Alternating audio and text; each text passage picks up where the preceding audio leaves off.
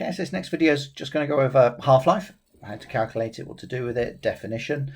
As we know, half-life is the time it takes for the activity to fall by half.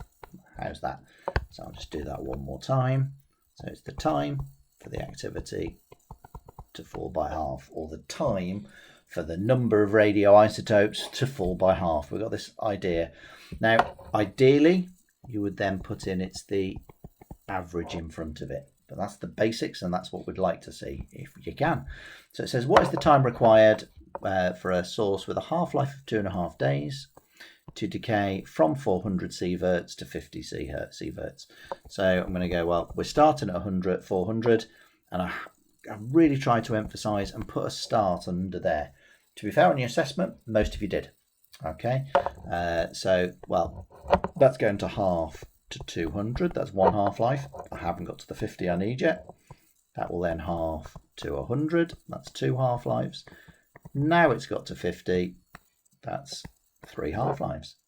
So it's 3 half-lives, and we know the half-life is 2.5 days for each one. So 3 times 2.5 equals 7.5.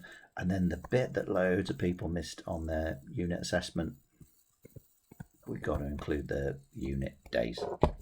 Okay, go on to the next part.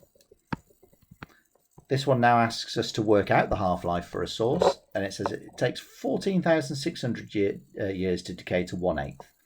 Well, all of it would be 1, and I'm going to put an ST under there. That's then going to go to half. That's 1 half-life. We haven't got to 1/8 yet. Quarter, 2 half-lives. 1/8, 3 half-lives. Perfect. And it's taken a total of 14,600 years to fall there. So my last step is just to go 14,600 divided by 3. I'll put that into a calculator. Equals 4.8. I'm going to put 667. I've rounded up years. And again, we're just making sure we've got that there. Next one, using a graph to calculate the half-life. So we just take the initial activity 140, half it, 70, and read down. And making sure we read carefully. So that's 1.5.